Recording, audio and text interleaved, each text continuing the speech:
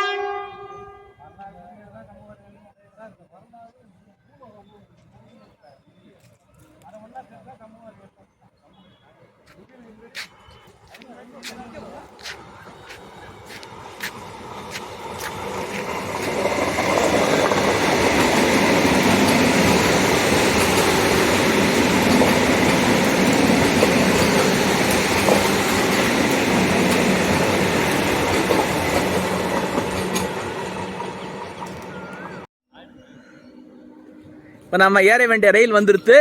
கடந்த 3 நாட்களாக ஒரே இன்ஜினில் தான் வந்துட்டு இருக்குது. 37494 WAP7 ஆசாதி அம்ரித் மஹோத்சவ். பாருங்க.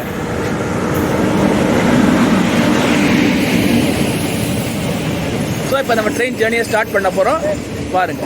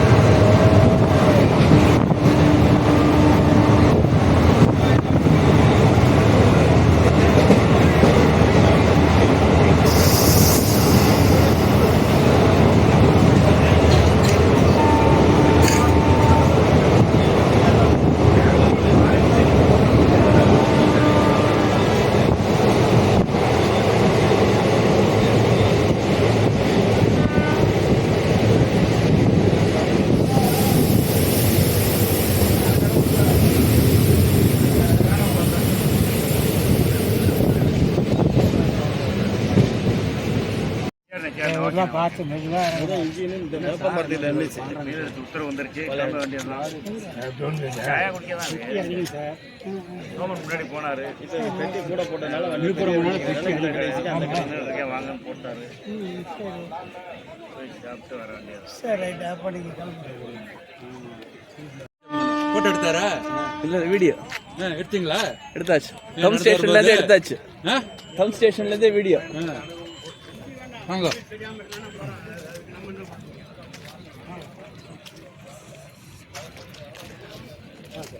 சார். அதனால எனக்கு வந்து